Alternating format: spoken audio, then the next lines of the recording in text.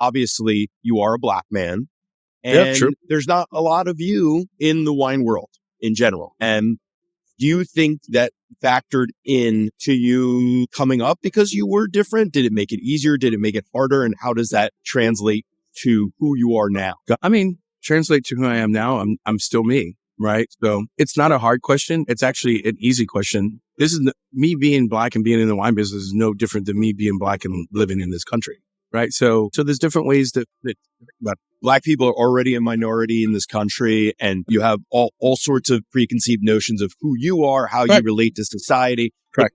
It's even less. There's more of a dearth of it in the wine business. I feel like if I wasn't good, then you just wouldn't be good. I was just a Black guy that sucked, right? So for me, how I look at it is I could look at it different ways. Like I could stand out, or either way, I can't hide, right? So I better be good, right? And I think for me, a lot of it was timing in at the right place. I'd have to think so, right? Like I'd have to think that has it been detrimental? I'd have to think so. But to be honest with you, I don't waste any time doing that, right? I get to choose how I feel about any of it and how people treat me. And so for me, I don't count the negatives, right? So I'm in the store. Like Bob told you that I was coming to see you. We're doing a work with. I walk in the store, they say, "Hi, Bob." And then they look to the side and they say, "Can I help you, sir?" I said, "Well, I'm with Bob."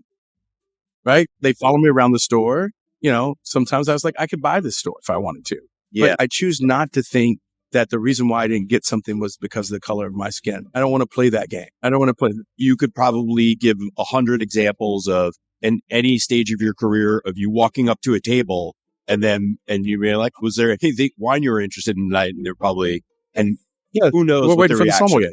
Yeah. They're like, we're waiting for the sommelier. And I would spin around and say, "Ta-da, I'm here." Right.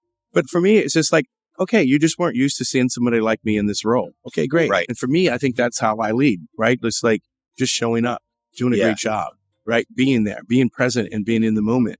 So now people are used to it.